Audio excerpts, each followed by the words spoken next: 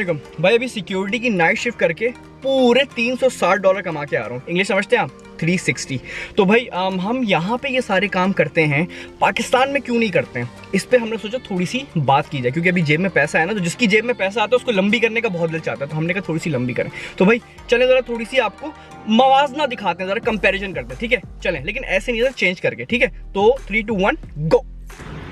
जी जनाब, तो हम आए हुए तो ऑस्ट्रेलिया अपने किसी काम से, तो हमने कहा क्यों ना एक्स्ट्रा टाइम पे लेट्स मेक मनी। तो भाई बहुत आसान तरीका था, बगैर किसी के मिन्नतें तरले किए कि मेरी जॉब लगवा दो। आपने सिंपल जो फूड डिलीवरी करने की ऐप्स होती हैं उस पर अपना अकाउंट बनाना, 3 से 4 दिन लगे, अकाउंट एक्टिवेट हो गया। साइकिल, बाइक, गाड़ी किसी पे भी आप कर सकते हैं, ठीक है? और किराए पे मिल जाती हैं चीज़ें। तो आपने इस पर काम शुरू कर दिया। मैंने काम किया और कोई 8 से 10 घंटे करके $200 से $300 आराम से बन रहे थे मेरे ईजिली। मैंने कहा बेहतरीन सीन है यार ये तो।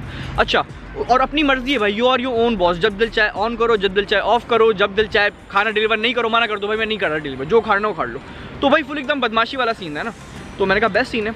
इतने में हमारे एक पुराने जानने वाले हैं जिनके पास मैं सिक्योरिटी करता था, उनकी कॉल है कि माइट वीकेंड पे फ्री हो ना यार, आ जाओ ज़रा, हमें कोई ढंग का बंदा नहीं मिल रहा है, वीकेंड पे कर लो ज़रा। मैंने कहा भाई ढंग का तो खैर मैं भी नहीं हूँ, लेकिन मैं आ जाता हूँ। मैं चला गया, अभी वीकेंड की शिफ्ट करके आ रहा हूँ, ठीक है? तो मुझे 12 घंटे की मैंने शिफ्ट की और मेरे बन गए $360, $30 पर आवर के हिसाब से। सिक्योरिटी में एवरेज जो सैलरी है वो $25 के हिसाब से है, तो यानी कि एक सिक्योरिटी गार्ड एवरेज जो है वो $300 12 घंटे की करके बना रहा है बेहतरीन।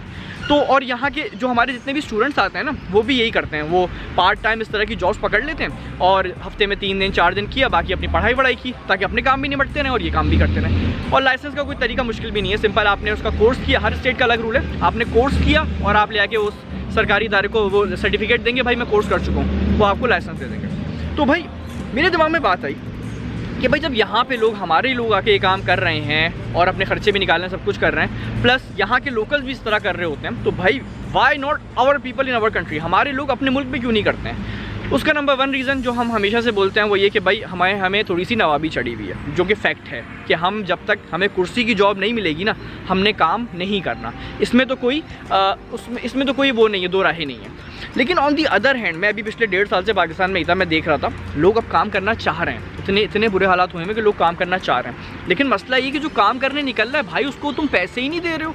मतलब जो मैं सिक्योरिटी गार्ड की बात यहाँ कर रहा हूँ, पाकिस्तान में अगर आप सिक्योरिटी गार्ड की जॉब करने जाओ तो पहले तो ये पार्ट टाइम का तो कोई कॉन्सेप्ट नहीं है, 2 दिन का। वो कहेंगे भाई तुम आ जाओ, तुम 7 दिन काम करोगे, ठीक है? 12-12 घंटे की शिफ्ट करो। अच्छा जी, उसमें भी आप दे दो भाई 1 लाख रुपये? नहीं, उसमें आप देंगे 10,000, 15,000, 20,000। बहुत तीर मार लिया ना, बहुत तीर मार लिया तो 30,000 रुपये। 30,000 तो मैंने कभी देखे नहीं है, लेकिन फिर भी हाँ हो सकता है 30,000 रुपये देना। उस 30,000 में वो उसके कम से कम 6 दिन चूस जाते हैं वो। अबे 6 दिन के बाद वो 30,000 के चक्कर में अपने 6 दिन दे, और काम क्या है? जो हम यहाँ पे चौड़े में ऐसे सिक्योरिटी गार्ड बन के खड़े होते हैं ना, वहाँ पे उसको चौकीदार कहते हैं, और जिल्लत अलग। मतलब कोई वो यानी कि हर दूसरा बंदा उसको आएगा, कुछ ना कुछ बोलता हुआ चलाएगा, कोई ना उसके राइट्स है ना कुछ है। यहाँ तो प्रॉपर आपको आपका मेडिकेयर भी मिल रहा है, हर चीज़ मिल रही है, you have each and every rights as well. तो एक मसला तो ये है। अच्छा, लेकिन पैसे ना मिलना ना, पैसे ना देना, मिनिमम वेज का मसला। लेकिन उससे पहले का मसला पता क्या है? इस बात को एक्नॉलेज करना कि भाई जो ये और जॉब्स हो गई हैं, लेबर जॉब्स हो गई, भाई ये डिज़र्व करते हैं, इनको पैसे दो। इसको हम एक्नॉलेज ही नहीं करते। कैसे? मैं आपको मिसाल देता हूँ। कुछ दिन पहले ना किसी की ट्वीट पे नज़र पड़ी मेरी, तो उस पर उन्होंने लिखा हुआ था कि पाकिस्तान की एक बड़ी नामवर यूनिवर्सिटी है, उसके जो जेनिटर यानी कि जो क्लीनर हैं, क्लीनर की जो तनख्वाह है वो शायद 15 या 20 हज़ार रुपये है महीने की, और जो इनके हेड हैं टॉप पे जो बैठे हैं उनकी तनख्वाह शायद मेरे ख्याल में 50 या 70 लाख रुपए उस पर लिखी हुई थी। मैंने उस यूनिवर्सिटी के लेक्चरर्स को ज़रा भेजा वो स्क्रीनशॉट, मैंने कहा ये क्या है, इसकी ऑथेंटिकेशन क्या? कह रहे हैं हाँ ऑलमोस्ट इतनी है, इतनी ज़्यादा नहीं है लेकिन सब मिलू के इतनी बन जाती है तनख्वाह। मैंने उसको शेयर किया फेसबुक पे, मैंने कहा भाई क्या ये सच है? और अगर सच है तो भाई दिस इज़ इनसेन, इतना बड़ा डिफरेंस यार, क्या मजाक है? तो उस पर हमने सोचा था जवाब यहाँ लोग बोले कि हाँ यार अगर ये है तो ये बहुत बड़ा डिफरेंस है, इतना डिफरेंस नहीं होना चाहिए ये वो। हमें आधे से ज़्यादा लोगों ने जवाब पता क्या दिया कि अच्छा भाई तो क्लीनर की तनख्वाह 15,000 नहीं होनी चाहिए, उसको हम दे दें 70 लाख, और जो हेड बैठा हुआ है उसको 15,000 दें, ये चाह रहे हो तुम? मतलब हमने ना फ़िलासफ़र, सियासतदान तो छोड़ें, हमने पैदा किए हैं मस्खरे। हमें हर जगह चाहिए मस्खरे। वो सारे जोकर्स उठ के आ गए ना, हाँ भाई तो तुम चाहते हो कि क्लीनर को हम दे दें 70 लाख रुपए, इस तरह के जोक्स। मतलब इन खच्चर गधे दिमागों को, सॉरी फॉर द लैंग्वेज, खच्चर और गधों से मैं सॉरी कहना चाहता हूँ कि उनको आप इनसे मिला रहा हूँ मैं। इनको इतनी समझ नहीं आ रही कि भाई this is a biggest issue, society में इनइक्वालिटी पैदा हो रही है इससे। देखो ना कहाँ पे उसकी 70 लाख अगर लिखा हुआ है, 70 नहीं होगी तो 50 तो होगी, 50 नहीं होगी तो 30 तो होगी। अबे अगर 30 लाख उसकी तनख्वाह है, मैं कम से कम लगा रहा हूँ, उसकी 30 लाख रुपए तनख्वाह है, उसकी 15,000 रुपये तनख्वाह है, तो तुम फ़र्क देख रहे हो कितना आ रहा है, इनइक्वालिटी आ रही है। मैं यहाँ पे सिक्योरिटी जो कर रहा हूँ, या मुझे छोड़ो, एक एवरेज बंदा जो सिक्योरिटी करता है ना, उसकी सिक्योरिटी गार्ड की तनख्वाह तकरीबन 70-80 हज़ार रुपये, $80,000 है सालाना, ठीक है। और जो चीफ ऑपरेटिंग ऑफिसर जो होता है उस कंपनी का, उसका हेड जो होता है, उसकी तनख्वाह कितनी होती है? $2 लाख। फ़र्क देख रहे हो, हाफ, 2 लाख का हाफ करो 1 लाख, 1 लाख से थोड़ा सा कम, यानी कि तकरीबन हाफ तनख्वाह है सिक्योरिटी गार्ड की। तो भाई जैसे मैं जिस कंपनी में भी काम कर रहा हूँ, सिक्योरिटी कर रहा हूँ, मेरे पास आईफोन का नया मॉडल है, ठीक है, जो चीफ ऑपरेटिंग ऑफिसर है उसके पास भी आईफोन का नया मॉडल है, उसके पास मर्क है, मर्सिडीज़ का नया मॉडल है उसके पास, मेरे पास सिविक का नया मॉडल है। इतना कोई खास फ़र्क नहीं आ रहा भाई, उसका 20 साल का एक्सपीरियंस है ना, इतनी तो उसको होनी चाहिए ना, इतना फ़र्क तो होना चाहिए। दैट्स इट, सिंपल सी बात है। वो 50 साल की उम्र में आके अब जाके इतने पैसे कमा रहा है भाई, तो इतना तो बनता है ना उसका। तो सिंपल सी ये कहानी है, हम लोग इस चीज़ को एक्नॉलेज ही नहीं कर रहे, सबसे बड़ा मसला ये है। अच्छा, अब हम बात करते हैं कि इसको मेन इसका इशू क्या है। मेन इशू मिनिमम वेज की बात करते हैं, ठीक है। हेलो, मिनिमम वेज का सीन ये है कि भाई हमने पिछली हुकूमतों में भी आके सबसे चीखे चिल्लाए थे, इमरान खान साहब की हुकूमत थी, हमने वीडियोस भी बनाई, हमने इनको ख़त भी लिखे, हमने इनके वज़रा से बैठ के बात की। अगले जो आए हैं भाई इनसे भी बोल रहे हैं यार खुदारा मिनिमम वेज बढ़ाओ, पता नहीं कितनी 18,000 20,000 कुछ रखी हुई है, मुझे खुद बताएं इसमें कहाँ से गुजारा होगा किसी बंदे का। कम से कम भी मिनिमम वेज 35,000 होनी चाहिए एक बंदे का। आप खुद देखें ना, किराया पाकिस्तान में अगर वो रह रहा है, अगर उसकी 30,000 तनख्वाह, उसका घर नहीं हो सकता भाई, 18-20,000 तनख्वाह, उसका अपना घर नहीं होगा। किराया ही 10-15 हज़ार तो किराया चला जाएगा। पेट्रोल आपको पता है कम से कम भी 5-6 हज़ार का तो पेट्रोल चला जाएगा। खाएगा कितने में? उसका जो एक रोटी, सिर्फ रोटी और अगर दाल भी खा रहा है ना वो, तो उसका भी 15-20 हज़ार का खर्चा बन जाता है महीने का 4 लोगों का। तो भाई कहाँ से होगा गुजारा? फिर माशरे में इनइक्वालिटी इस तरह आती है। अब यहाँ की बात करते हैं। यहाँ पे मैं सिक्योरिटी गार्ड की बात कर रहा हूँ ना, अगर जैसे $300 दिन का कमा रहा है सिक्योरिटी गार्ड, कितने दिन काम कर रहा है वो? 5 दिन, ठीक है, 2 दिन ऑफ।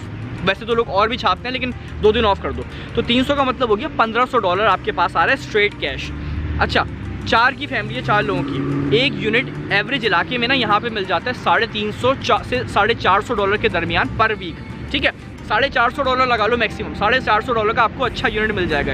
एक यूनिट मिल गया। ग्रॉसरी कितने की आएगी? $200 की ग्रॉसरी होगी आपकी, $200 की आपकी ग्रॉसरी होगी हफ्ते की, $650 हो गए। बिजली का बिल भाई वैसे तो 3 महीने का आता है, हफ्ते का कितना हो गया? $50 हो गया। $50 आपने लगा लिया, कितने हो गए भाई ये? 650, 700। पेट्रोल का लगा लें भाई आप, $100 पेट्रोल का खर्चा लगा लें, सब मिला मिलू के भी अगर मैंने मैक्सिमम खर्चे लगा लिए, $800 से $900 4 लोगों का खर्चा आ रहा है हफ्ते का। वो कमा कितने रहा है? $1,500।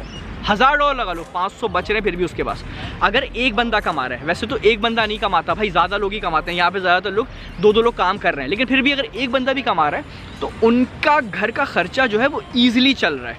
पाकिस्तान में कैसे पॉसिबल होगा ये इसी तरह पॉसिबल होगा कि भाई आपने मिनिमम वेज बढ़ानी है। दूसरा इशू ये सुनिएगा, ये बहुत इंपॉर्टेंट चीज़ है। हमारे यहाँ ना पार्ट टाइम वर्क का कॉन्सेप्ट ही नहीं है। जो जितने भी अच्छे मुल्क हैं, जैसे ऑस्ट्रेलिया है, जितने भी अच्छे बड़े मुल्क हैं, यहाँ पे 3 किस्म के काम होते हैं। एक होता है भाई फुल टाइम, दूसरा है पार्ट टाइम और फिर होता है कैजुअल। अच्छा जी, फुल टाइम क्या होता है? फुल टाइम में आपको 38 घंटे करने होते हैं हफ्ते के, ठीक है, हफ्ते के 38 to 40 आवर्स करने होते हैं। उसमें आपको फैसिलिटीज़ क्या होती हैं? आपको एनुअल लीव मिलती है 1 महीने की, यानी कि 4 हफ्ते की आपको एनुअल लीव मिलती है। उसमें आपको 12 से 15 दिन की सिक लीव मिलती है। आपको सुपर एनुएशन मिलता है। सुपर एनुएशन पाकिस्तान में शायद उसको प्रोविडेंट फंड कहते हैं। प्रोविडेंट फंड कि अगर आप जब बूढ़े हो जाएंगे तो आपके पैसे तब निकलवा सकते हैं, या कोई मसले मसाले आप पैसे तब निकलवा सकते हैं। तो आपको सुपर एनुएशन मिल रहा होता है, प्लस जो आपका टैक्स भी अगर कट रहा है ना भाई, तो वो भी आपने उसको क्लेम कर लेते हो, मिल जाता है, ठीक है। तो टैक्स भी आपका जा रहा होता है। और आपको ऐसे निकाल नहीं सकते जॉब से, ठीक है, वो आपको जॉब से निकाल नहीं सकते। कोई ना कोई प्रॉपर रीज़न देना होगा उन्हें आपको जॉब से निकालने के लिए। और अगर आप उस पर केस कर सकते हैं अगर ऐसे आपको निकाल दे। और अगर लेट्स से उनको फ़ौरन निकालना है आपको, तो वो निकालते नहीं, आपको रिडेंडेंट करते हैं। रिडेंडेंट क्या होता है? आपको 12 हफ्ते की या 8 हफ्ते की सैलरी पकड़ा देते हैं वो, कि भाई ये लो दफ़ा हो जाओ। समझ रहे हैं? ये हो गया फुल टाइम जॉब। उसके बाद है परमानेंट फुल टाइम, उसके बाद आता है परमानेंट पार्ट टाइम। उसमें क्या होता है? 15 से 25 घंटे करने होते हैं आपको, 15 से 25 घंटे करने होते हैं। आपकी परमानेंट जॉब होती है, इतने घंटे आपने करने। सारी फैसिलिटीज़ जो फुल टाइम वाली हैं वही आपको फैसिलिटीज़ मिलती हैं। आपको लीव मिलेगी, आपको एनुअल लीव मिलेगी, आपके पास सारी फैसिलिटीज़, सुपर एनुएशन सब मिलता है। तीसरी जॉब होती है वो होती है कैजुअल टेम्परेरी वर्क। उसकी खासियत ये होती है कि भाई उसकी तनख्वाह इन दोनों से ज़्यादा होती है। जैसे अगर फुल टाइम वाले की तनख्वाह है $23 पर आवर, तो कैजुअल की कम से कम तनख्वाह होगी $26-27 पर आवर होगी। इनसे ज़्यादा तनख्वाह होती है उसकी। उसमें बस मसला ये होता है कि उसके पास एनुअल और सिक लीव नहीं होती है, एनुअल वगैरह ये सब नहीं होती हैं, और उसमें कभी भी उसकी जॉब ख़त्म हो सकती है। तो हम ज़्यादातर लोग यहाँ पे कैजुअली काम कर रहे हैं। हमारे यहाँ मसला ये है कि हमारे यहाँ कैजुअल और टेम्पररी का कॉन्सेप्ट ही नहीं है। भाई मेरी हुकूमत से गुजारिश है कि प्लीज़ इसको यार आप चेंज करें। ये मिनिमम वेज तो पहले बढ़ाएं और महीने के हिसाब से ख़त्म करें। इसको आप पर आवर के हिसाब से लेके आएँ। जैसे यहाँ पे हर चीज़ की पर आवर सैलरी रखी हुई है कि भाई पर आवर अगर आप रेस्टोरेंट में काम कर रहे हैं तो जैसे $22 है, भाई कैजुअल काम कर रहा है $22 है, और फुल टाइम है तो $23 है। मैं एक नंबर दे रहा हूँ, आई एम नॉट श्योर, यही नंबर है कि घंटे के हिसाब से। तो पाकिस्तान में भी भाई घंटे के हिसाब से सैलरीज होनी चाहिए, और हर स्किल सेट की अलग पैसे होते हैं। अब सिक्योरिटी गार्ड है उसकी अलग तनख्वाह है, जो पेंटर है उसकी अलग तनख्वाह है, जो वेटर है उसकी अलग तनख्वाह है पर आवर के हिसाब से। उससे ये होगा कि हमारे बच्चे काम करना शुरू करेंगे, उनको इंडस्ट्री के बारे में पता चलेगा कि काम हो क्या रहा है दुनिया में। अब मिसाल के तौर पे मैं यूनिवर्सिटी जा रहा हूँ, मैं जामिया कराची जा रहा हूँ, ठीक है, मैं यूनिवर्सिटी गया, मैंने यूनिवर्सिटी फिनिश कर दी 3 बजे। उसके बाद सामने किसी रेस्टोरेंट में मैंने 5 घंटे की शिफ्ट की और मैं 8 से 10 बजे तक मैं यहाँ से फ्री हो गया, और मेरे हाथ में स्ट्रेट 1200-1300 रुपये आ गए। तो क्या बुरा है भाई? मिसाल के तौर पे पर आवर मैंने कितने 300-400 रुपये लगा लो, अगर 400 रुपये पर आवर कर दिए जाएँ तो क्या बुरा है, लोग करेंगे काम। तो पर आवर को इंट्रोड्यूस किया जाए।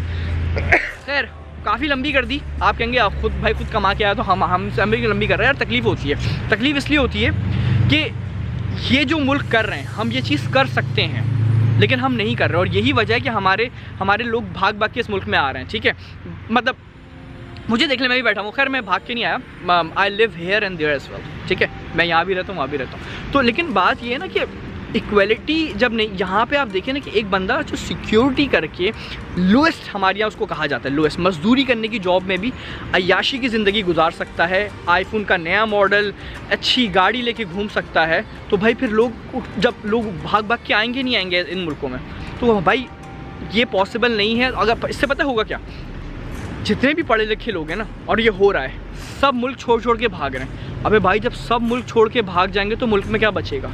गेम समझ रहे हैं आप? तो लंबी कर दी मैंने, कितने मिनट हो गए, 12-13 मिनट हो गए। मैं आपसे रिक्वेस्ट करता हूँ प्लीज़ इसको अगर आप शेयर ना करें ना तो भाई उन लोगों को दिखा दें जो हुकूमत में बैठे हुए, जो हकीकी तब्दीली ला सकते हैं, जो चेंज कर सकते हैं। बड़ा मसला नहीं है। कंक्लूजन क्या है? मिनिमम वेज बढ़ाई जाए, पर आवर का सिस्टम इंट्रोड्यूस करवाया जाए। इससे हमारे बच्चे काम करेंगे, जब वो काम करेंगे उनको कमाने का अक्ल शऊर आएगा, इन कचरा चीज़ों से वो निकलेंगे। जो ये नाच गाने लगाए हुए होते हैं, उन्होंने जितनी ये माशरे की बुराइयाँ हैं ये सिर्फ फरागत की वजह से आती हैं। ये फरागत ख़त्म होगी और बहुत सारी उनका काम सही चीज़ों में लगेगा, पैसे कमाना शुरू होंगे ना, तो फिर कंस्ट्रक्टिव चीज़ों में आएंगे वो बाहर। तो भाई ये सिर्फ रिक्वेस्ट है कि भाई लोगों से आप शेयर कर दें इस वीडियो को, शायद किसी के अकल के ऊपर से वो हटे, जो लिबादा उड़ावे, जो परत चढ़ी हुई है, और इस मुल्क में हम तब्दीली ले आएँ। तो यह थी आज की कहानी। मेरा नाम है कुतैबा महमूद, अपना बहुत ख्याल रखिएगा, दुआ में रखिएगा। अस्सलाम वालेकुम वरहमतुल्लाहि वबरकातुहू। अच्छा सॉरी नहीं बोला मैंने।